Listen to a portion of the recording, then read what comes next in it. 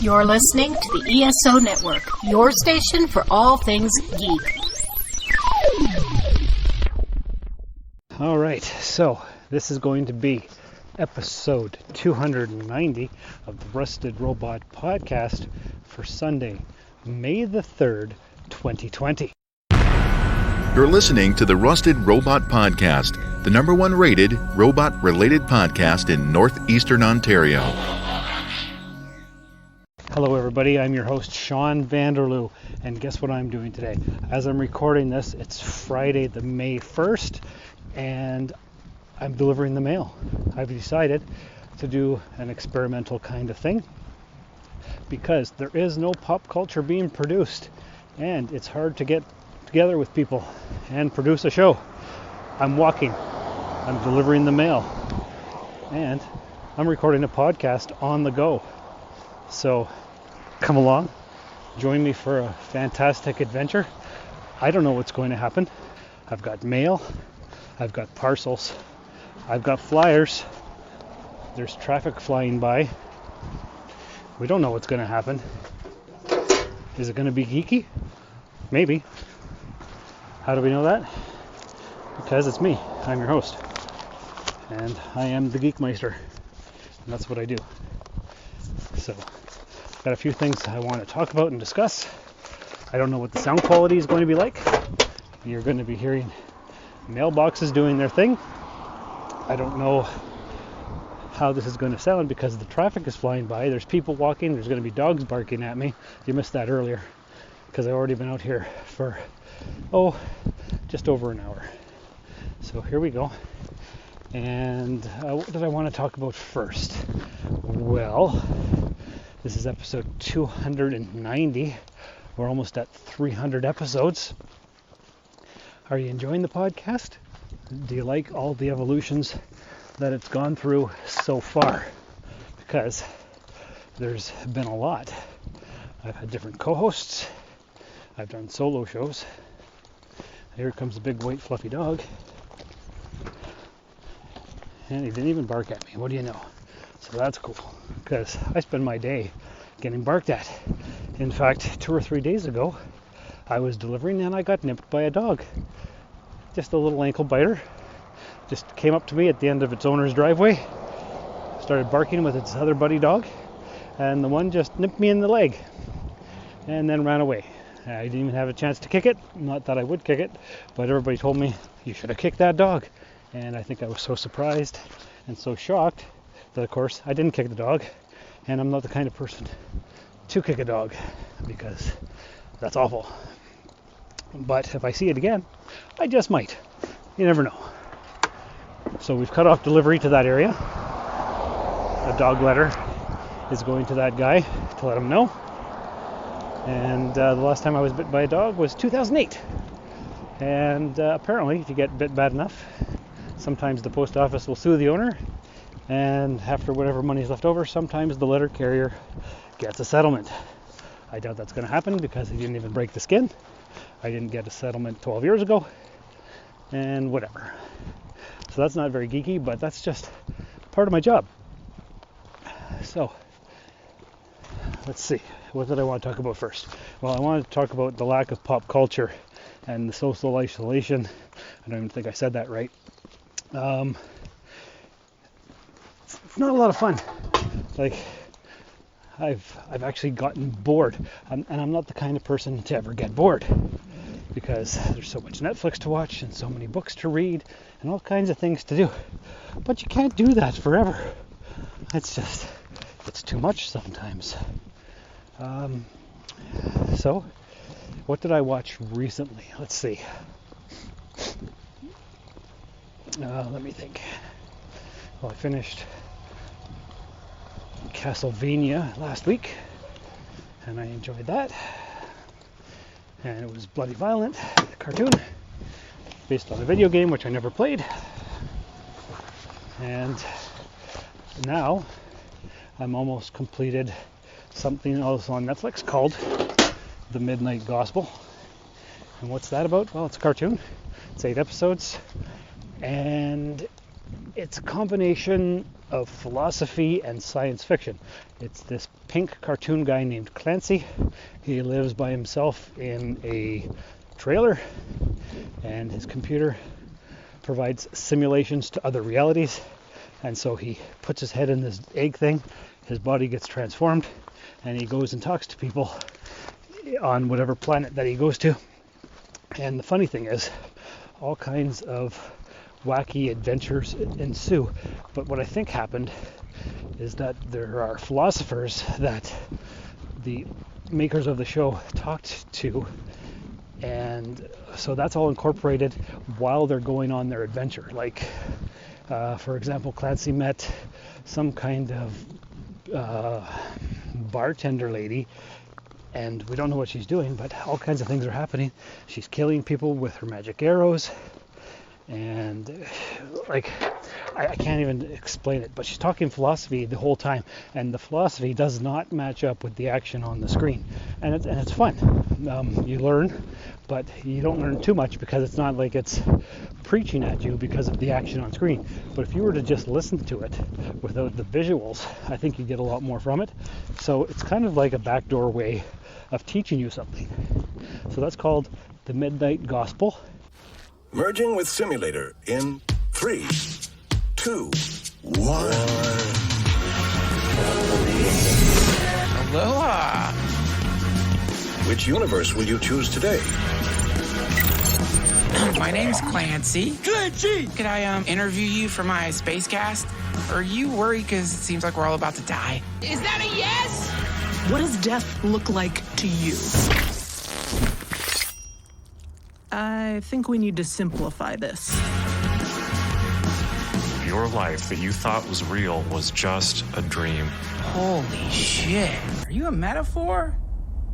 Stop fighting it. Face the void. Just be here now.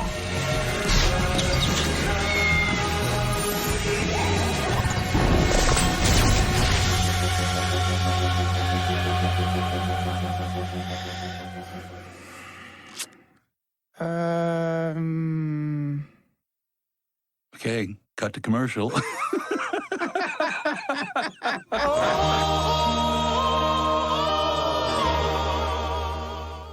There's 8 episodes. I watch them in the morning before I go to work. I watched episode 6 this morning, and I'm enjoying it. And I think most people would, because with the combination of the philosophy and the visual effects, it's just so weird. I don't know if it's renewed, who made it, or anything like that, but I would suggest checking it out. What else?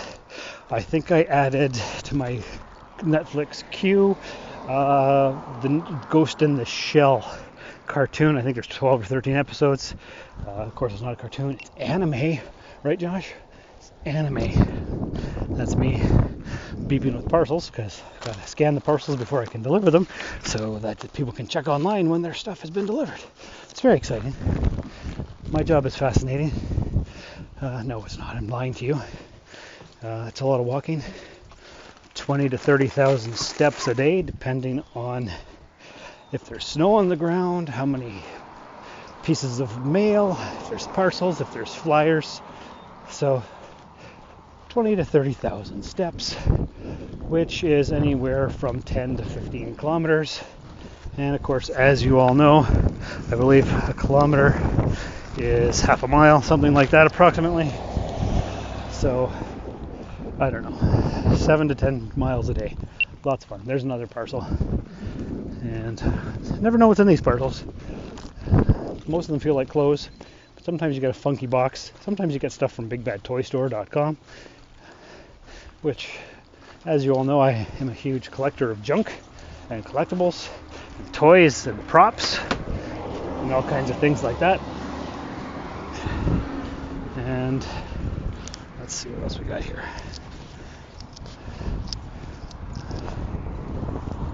I'm going to let the pretty girl walk ahead of me, because why not? So I'll continue talking now, because I don't know, I could pretend I'm talking to somebody, because all I have is my headphones in with the microphone attached as if I was talking to somebody on the phone, but I'm recording a podcast for the Rusties. That's you guys. Speaking of podcasts and stuff, I'm on the ESO network with about 20 some other shows, and I'm going to play the promo for the Earth Station Who podcast right here on the ESO network with Mike and the crew. You left the crew from Earth Station Who with the Doctor in a prison cell and everyone else trapped in Chibnall hell. Never fear, the way is clear with the crew of Earth Station Who right here. We save the day in the best possible way by giving you all new episodes. We mean the good stuff, classic stories, big finish, fan favorites too, coming to you throughout the year with happy hoovy and cheer. And a smidge of super bonus Graham, so never fear. You can find Earth Station Who wherever you listen to fine podcasts. Remember to tell all your friends. Except for Ryan. And leave feedback and subscribe. Earth Station Who is a proud member of the ESO network. And wasn't that wonderful? Of course, I didn't play it right now because I'm walking and I'm not in front of my computer. But that's okay. Anyways, podcasts are awesome. How did you guys like last week's episode where we went behind the scenes with Paul and Dan for Dan's Temporal Trek podcast? Recorded an episode. I didn't edit it at all because in about 2 months or so you'll hear the real episode edited and professionally sound engineered and whatever Dan's going to do with it on the Temporal Trek podcast, which I've been listening to and loving. And as you all know, Dan got the idea for doing a podcast because my other podcast that I do, the Soul Forge podcast, sometime last year, I talked about what it's like to start your own podcast. And so that put the bug in his ear. And now he does his own podcast. And you guys should all be checking it out if you're not. You heard it last week. Also, speaking of the Soul Forge, yesterday I released episode 150 of Soul Forge with my girlfriend Julie. And we just celebrated 150 episodes, talked about different things, the goals for the podcast, whether I succeeded, and basically it was an excuse to get Julie on the podcast again because I love podcasting and I love introducing people to podcasts. And this week coming up, of course, on Soul Forge episode 151 is going to be a continuation of last week's Rusted Robot, because after Dan and I, with Paul, recorded, what was that, episode 289 of Rusted, which is whatever episode of Dan's podcast coming up, we just continued talking like you do, because we're all buddies, and so we just started talking, and then halfway through our conversation I realized, you know what, we're talking about what it's like to do a podcast. So that's going to be episode 151, and that'll be next week on the Soul Forge, which I hope you'll also check out, especially if you haven't listened to Soul Forge before, because I always need more listeners. I'm trying to get the word out, expand my empire, and in fact, Dan and Paul and I are talking about starting up our very own brand new podcast, just the three of us, kind of bringing our own unique things to it. We haven't really worked out the details. We've only just discussed it on the surface briefly, but we were on Skype. Of course, I don't have a camera, but those two guys do. And I was noticing that the three of us all wear glasses and we're all bald or balding. And so I thought maybe something about being bald and podcasting, but there's no good idea for a title for that. And then I was thinking we could be the friendly gatekeepers, because, you know, the bad guys out there are gatekeepers of fandom, and what that means is if you don't know every little bit about something, then you can't be a true fan, which is crap, because you don't have to know everything to like something. You can like whatever aspect that you like of it. So we could be the friendly gatekeepers, because Paul and I started a podcast back in 2015 called the Sci-Fi Waffle Podcast, and Jarman from the A Play on Nerds podcast used to call us the two friendliest guys in podcasting. And Dan is pretty pleasant as well, so I was thinking maybe we would have the Three Friendliest Guys podcast, but that's a lot of words. It's not very easily searchable, so I don't know. We're going to come up with something awesome. If you guys can think of a cool thing, maybe email us, which is therustedrobot@gmail.com. Oh, look. There are people doing roofing at this house, and I'm going to try not to get shingles thrown on me, which would be great. So I'll just deliver, and they've stopped throwing, and that's part of my job. You always have to watch out for dogs and roofers and potholes and all kinds of things. And here we go, past that, didn't get hit. So just a dog bite this week, which isn't horrible, but it hurt. It stung for about half an hour, 45 minutes. Anyways, that's not exciting. What's exciting is the fact that Dan and Paul and I are going to start up our own podcast. And actually, speaking of starting up podcasts, sometime last year, you'll remember that Eddie from the Night Terrace Film Festival came on the show to talk about a bunch of stuff. And our mutual friend Renee, who I've known since the late 90s back in North Bay, and who lives in Timmins now too, the three of us, Sean, Renee, and Eddie, want to start up a horror film podcast because those two guys are huge fans of horror. And I've watched some, and I don't mind it, but I don't know nearly as much as they do, so it was going to be kind of like them introducing me to the horror film genre. Horror film virgin, horror film addicts. We don't know. We haven't really discussed it in the last few months, and of course we can't now because of isolation and stuff, but that was an idea we had, and I don't know, just if I could, I would podcast full time, not be doing this walking and delivering the mail kind of crap job, and I guess I would be stuck in front of a computer all the time because I would do how many podcasts is that? I got Rusted Robot, which comes out Sunday. I got Soul Forge, which comes out every Thursday. And then I'd have the Horror Film Virgin podcast. Let's say that comes out on a Tuesday. And then Paul and Dan and I, let's release that on Saturday or Sunday as well, because I do believe Dan's podcast comes out on Friday. So I think what I would need is maybe a fifth podcast just to round it out. And they all have to be different because I would get bored easily talking about the same thing on each show. That was a problem when Paul and I did Sci-Fi Waffle, because I was also doing Rusted Robot. And we would talk about the same thing because they were both geeky shows. So I felt like I was just repeating myself over and over again. So definitely have to have new and different content. I'd spend my day researching, recording, editing, writing show notes, and then releasing the thing. And then I'd have worldwide domination. And of course I need sponsors for this because I can't just do it for fun and just not have income. So sponsors are important. Another thing that's important, of course, are donators like you guys. And I've received several donations in the last couple months from several of you who I've mentioned before, and it's definitely appreciated. And anybody else who would like to donate, they can always do that. And where do you do that?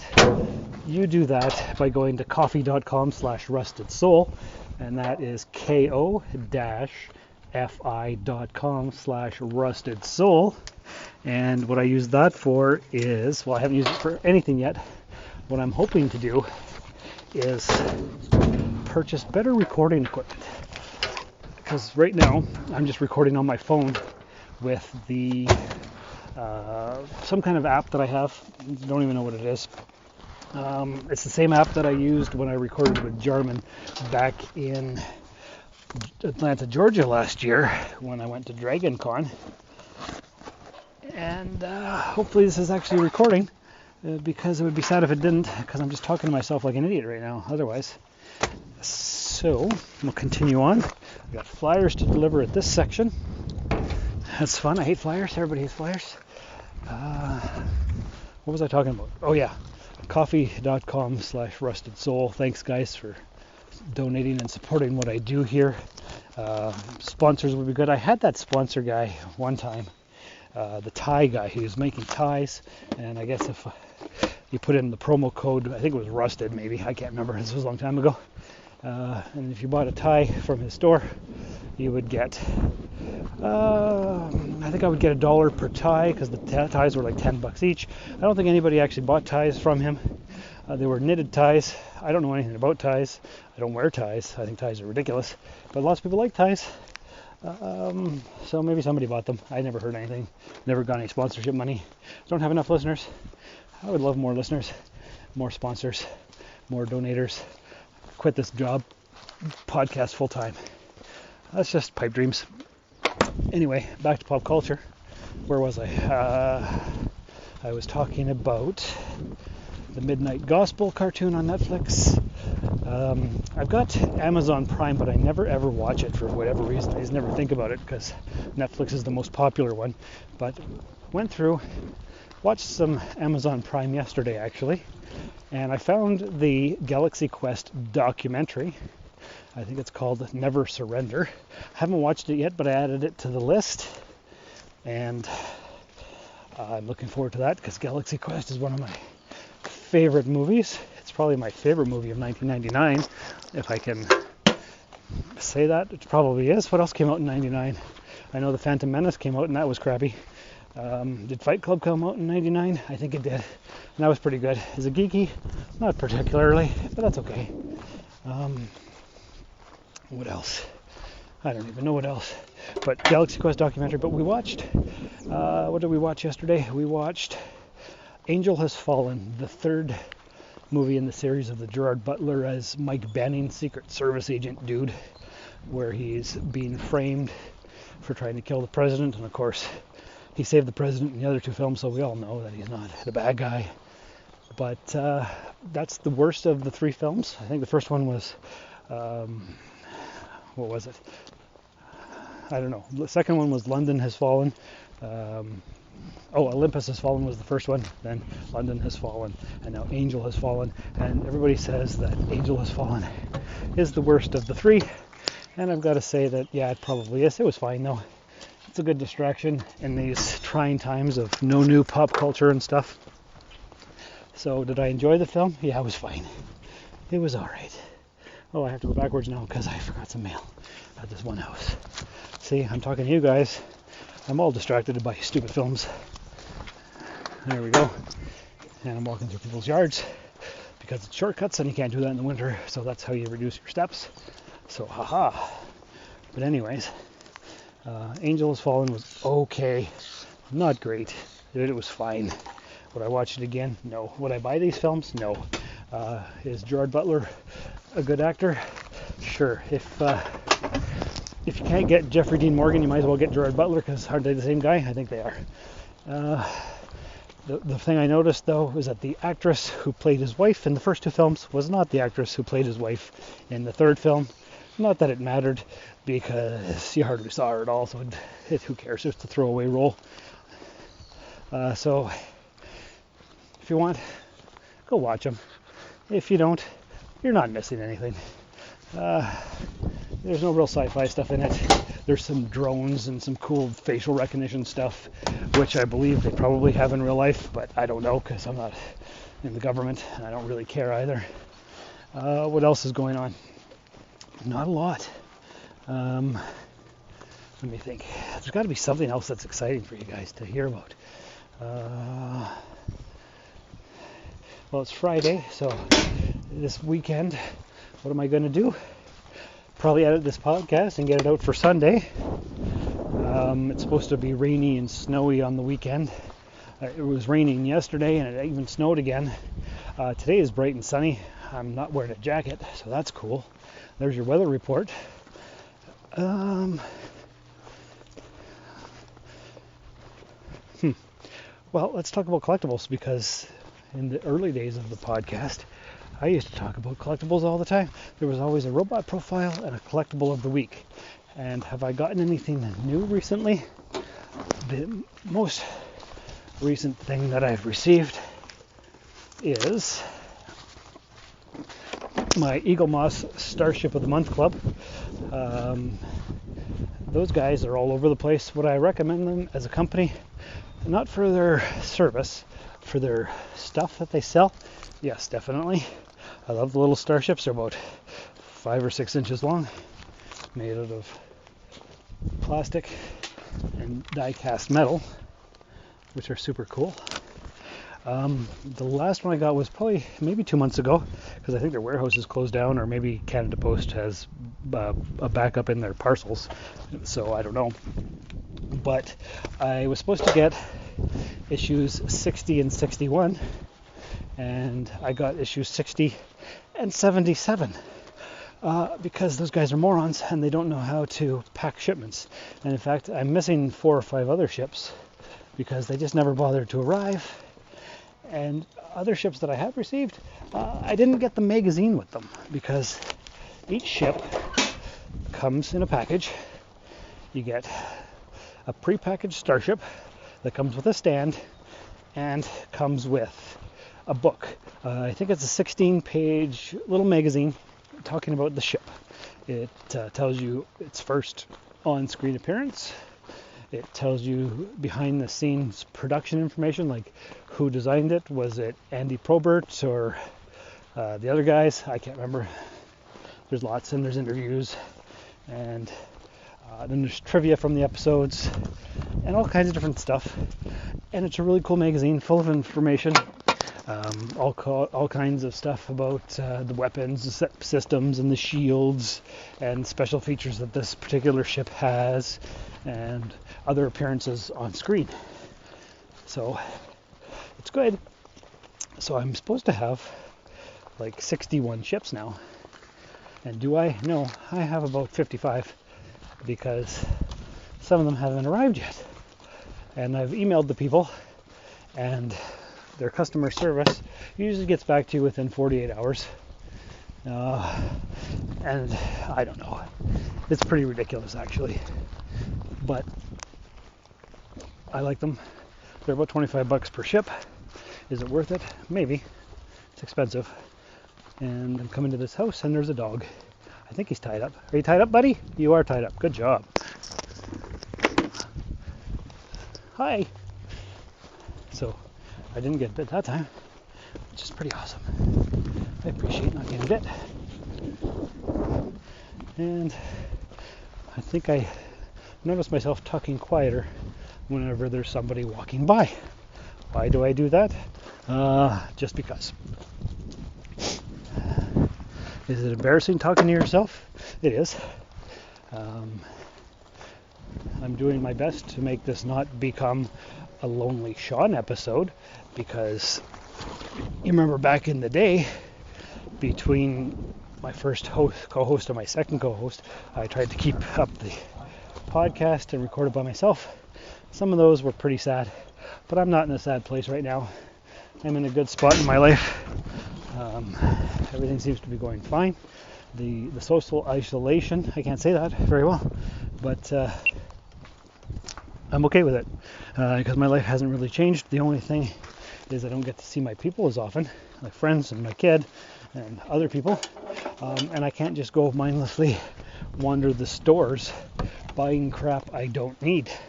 Like lately, what I've wanted to do is just go to Winners just to browse. And last weekend, where did I go? I went with Julie to Iroquois Falls for a day trip, and they have an antique store there, which we don't have here in Timmins. And I looked through the window, and I couldn't go in, and that made me sad, because I love browsing through antique stores. But oh well, they'll be open again one day, right? I'm hoping, because it's fun seeing the old stuff. We just passed April, and what we were supposed to have was, you remember, in the Sault Ste. Marie, where I'm from, born and raised, I spent all my days. The vintage game and junk store had some convention type things, and I I sold a bunch of stuff at the Bush Plain Heritage Museum last September with Brother Robin, I believe. And they were supposed to have some kind of gala event this April, but of course can't. Everything's canceled. Everything's closed. And oh well, supposed to have another one in October, I believe. So we'll see if that happens. I hope it does, because I'm looking forward to selling my collectibles. Not all of them, just a bunch of them, because I've realized they take up a lot of room. And sure, I have about 20 totes worth of collectibles, action figures, Hallmark ornaments, books, novels, and that kind of stuff. And I don't need it. It used to be something that I used to define myself as a person. I'm Sean, the Star Trek geeky collector guy. Now I'm just me. And I don't need that stuff to pad out my life and make me feel like a person, because I'm a person no matter what. And so are you. You don't need external things to tell you who you are. So because of that, I want to cut my collection down by half, but with conventions being closed, you can't do that.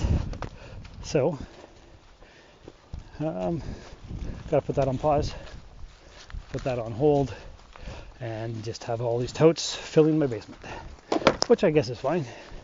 It's okay. I think I've got a whole tote full of Battlestar Galactica action figures and little titanium toys, which I would like to get rid of. I spent a lot of time collecting that stuff. I'm going to keep my Mini-Mates. You know what Mini-Mates are, those 2-inch little Lego type figures, but not made by Lego. And I've got so many of those. I spent a fortune on them, actually. You know what? Actually, if you guys want to start your own instant collection and you have 10 grand, I'll sell you all my stuff. I don't need it. And I could use 10 grand to start up my own podcast empire. Or if you know somebody who wants to buy some stuff, or if there's anything you're missing from your collection, I might have it, and we could work out some kind of deal. therustedrobot@gmail.com. What do you think about that? It's a good idea, right? Anyway, that's all I know. What else? What else is happening? I think that's about it, actually. No, it can't be, because this is too short of an episode. You guys need more than that. So robots.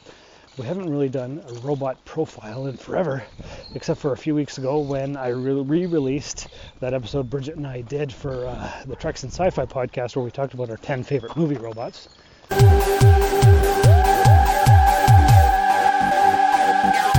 subspace signal. Incoming subspace signal. Incoming subspace signal. Incoming subspace signal.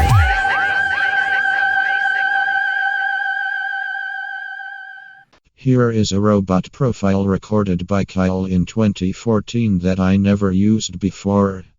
Hey Rusties, Kyle here. Now I got a bit of a robot profile for you guys. Sticking with my latest Doctor Who tangent theme, I'm actually going to talk about the second serial. Now the second serial is titled Daleks, Dalek I should say. So I'm going to talk a little bit about those Daleks. The Daleks are originally known as a Khaled, spelled K-A-L-E-D, which if you reverse the position of the K and the D, you get Dalek. They were created by Davros on the planet Skaro, and they were first appeared on the Doctor Who broadcast in the second serial, again titled The Daleks in 1963. And this saw what was the aftermath of the war that they had on Skaro between the Khaleds and the Thals. Those are two predominant races, and Davros pretty much ended up wiping out the whole planet, saving his Daleks by creating everyone's favorite killing machine that's also a pepper shaker. Now, when you look at the Dalek itself, it does look like a giant pepper shaker. It's kind of tubular and round, kind of has a big bulky base, and a lot of the people are like, well, what's with all the little balls down below? But I'll get to that later. The Daleks have been one of the most famous Doctor Who monsters, or aliens, or villains, however you want to call it. And they've been pretty much a regular for every Doctor in the series. And as I said in last, in the little bit about Peter Capaldi, in the little spoiler part about that, that they will be making a return in the new series. Not alone that, but they've also been in pretty much anything else related to pop culture. They've been in The Simpsons, they've been in Red Dwarf, which is another great BBC program. There was even kind of like a parody of them on the TV show Community. More recently, there was even Craig Ferguson, who was doing The Late Late Show at the time. He had a Dalek watch him on a set for a while, but that was really more to build up for Matt Smith being on there. But enough about that, back to the actual Daleks themselves. The Daleks, again, they're robots, but inside they kind of have like a little octopus-style mutant, as they're called, known inside of them. They have the single eye stalk on the top rotating dome, which they used to target all their enemies, look around and everything. There was even one episode, I'm just trying to remember which episode it was, that they had the eye stalk covered up, and he was like, I can't see, I can't see, and then there was another episode where the same thing happens, and then they get rid of the paint that was on there, and it was like, my vision is not impaired, and that was in one of the more recent episodes, playing back at the Daleks themselves. Now, the Daleks originally on Skaro lived in this underground bunker, heavily radiated planet due to the aftermath of the war with the Thals. But as a part of their weapons, they had two, actually. One that looked like a giant plunger, which it pretty much was, and then the other which was a ray gun, which was their predominant weapon that they would use to kill people. The plunger they more or less used to prod and poke people around out of their way and push them out of their way, or even just grab their face and kind of squish it. That has happened the odd time. These Daleks were originally created by Terry Nation. There's many different voice actors for them, but the voices pretty much always stayed the same, the whole robotic exterminate. That was a very poor attempt, I do apologize. But as of the relaunch, they have been voiced only by one person, and the same person does the same voice for the Cyber Kings, and that's Nicholas Briggs. But anyways, back to the origins of the Daleks themselves. They have what they call like an armor, which is bulletproof and everything. In the TV, or in the episode Dalek, or the Daleks, the very first one with Ian Chesterton, Barbara, Susan Foreman, and the Doctor, played by William Hartnell, there is one scene where they destroy the Dalek, and then you see Ian Chesterton actually remove the octopus-like subject, and then himself climb into it, and drive it around as pretty much a disguise. That's not really seen that much other than that one episode from my recollection. Now, totally correct me if I'm wrong.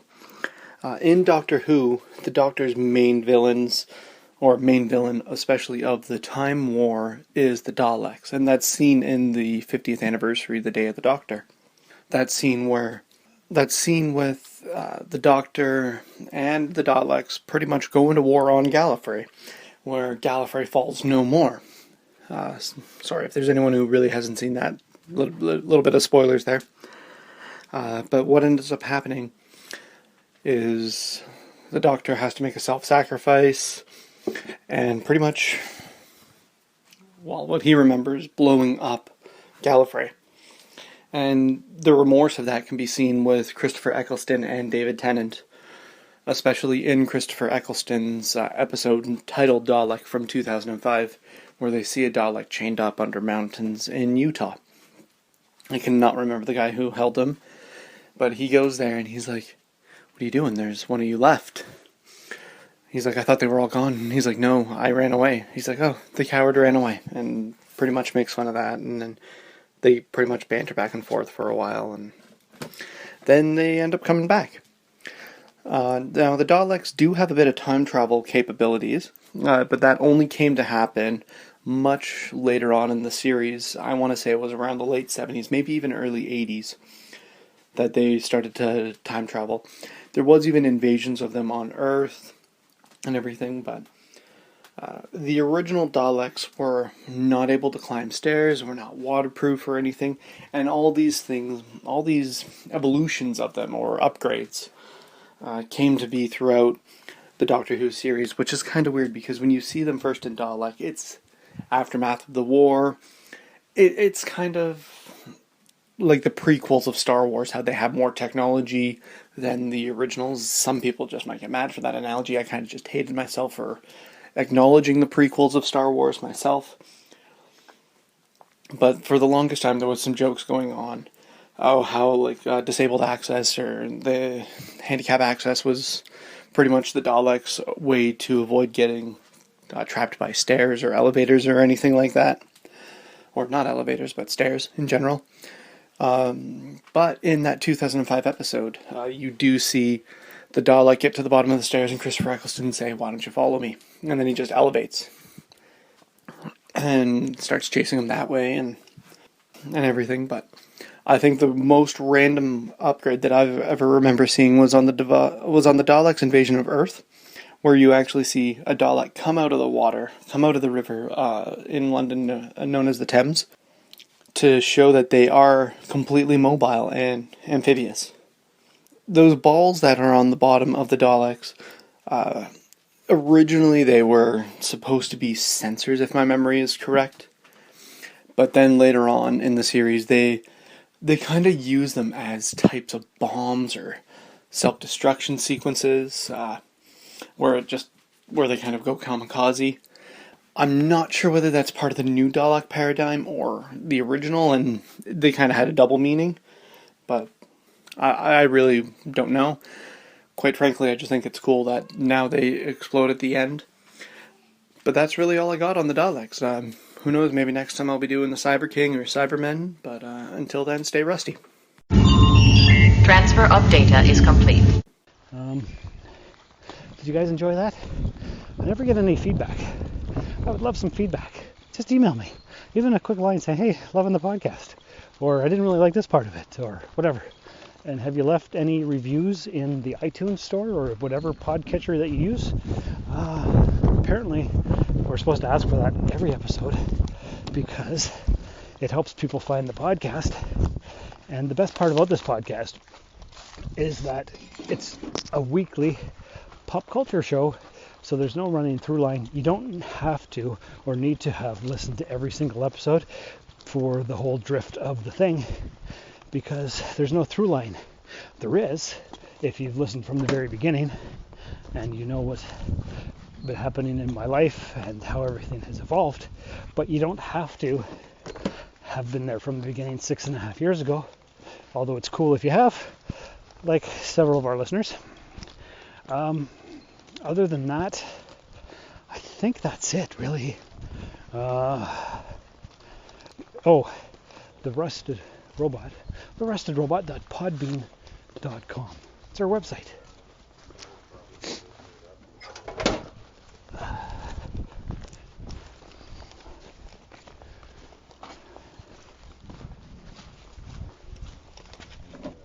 Hey. So go to the website and check it out, because all of our social media links are on the right hand side of that page. There's the way to get to the Twitter account. There's the way to get to the iTunes review spot. The coffee account donation button is there. And also there are links to episodes that I was on, other podcasts, when I first started, and I actually kept up with all of that stuff. But now I've been on a guest or a co-host on too many podcasts, so I can't really have that because the links would go all the way down. But I think there's 5 or 6 and other different things. And also, if you take your cell phone, go to therustedrobot.podbean.com. You can click on the home screen thing, and you can have the little quick launch app for the podcast, which I have on my phone for both Rusted Robot and SoulForge. So you can just quickly launch and get to the latest episodes and listen from right there, which is great because who doesn't want to have the podcast on the go? Now, I would suggest either having unlimited data or a Wi-Fi connection when you're listening, but it's always fun to listen. And let me just take my phone out here and see if this is still recording and how long it's been going for. About 33 minutes, so that's not bad at all. I think what I'm going to do is I'm going to end the program here because there's not really too much more to say. This has been just an on-the-road kind of show. Hope you enjoyed it. I'm hoping that some movies come out that I could talk about, something interesting, something exciting, so that we have more content. I might do more shows with Robin, maybe more with Paul or Dan, maybe get Josh again on for a Skype call. Who knows what's going to happen. It's just me trying to bring you content, hustling to keep it going for you guys. Half an hour, it's not that long, but last week's was over an hour and a half, so it all equals out. Hope you guys are all doing great. Hope you'll go to the website. Hope you'll leave a review. Hope you'll do all the things. But until next time, take care. And remember, this is the hardest part of the show, doing the and remember, because I try to, what do I try to do? I try to put it in a different sci-fi kind of ending. And I'm pretty much out of them. Like, what did I have? I've gone through everything, like So Say We All, So Long and Thanks for All the Fish, There Can Be Only One. So, I don't know. I had one that I was thinking about this yesterday, and I've forgotten it. And I know I've used it before. But just remember, no matter who wins, we lose. Thank you for listening to another episode of the Rusted Robot Podcast. Your support is greatly appreciated, and we hope you'll tune in again next time. Remember that you can visit therustedrobot.podbean.com for all of our social media links, and don't forget to share the show with everyone you know. The Rusted Robot Podcast is your best source for geek-style pop culture news. I could do this all day. Ladies and gentlemen, this is COVID number 19.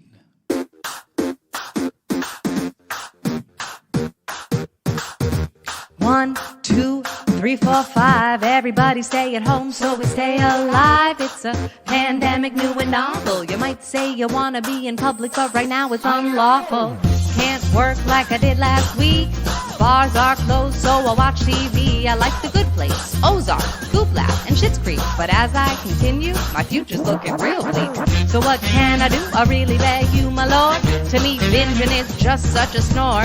While I'm inside, what else? Should I learn trumpet? Forget it, I'll dump it. A little bit of Instagram in my life. A little bit of journaling makes me cry.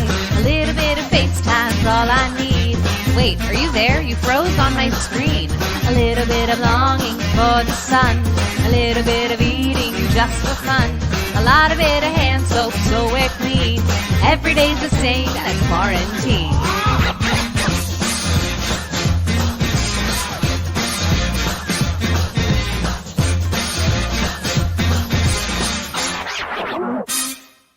Jump up and down and move it all around. Do some push-ups on the ground. Eat that piece of food you found. Now stand yourself up and sit yourself down. Turn the TV on and watch The Crown. Pat yourself once and pat yourself twice. Cause you did a sweat and wow, it felt nice. A little more of Instagram in my life. A little more journaling, I always cry. Forget about FaceTime, I still can't see. Now's a good time to make some tea. A little bit of napping cause I can. A little bit of trying for a tan. A lot of it of hand soap so we're clean. And every day's the same, that's quarantine.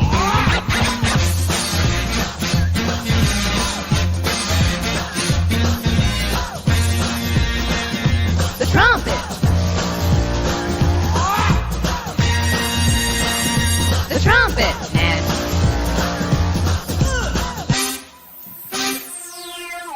I need to buy more groceries, but I'm petrified. So grab our masks, let's get supplies. Holy shit, we're going outside.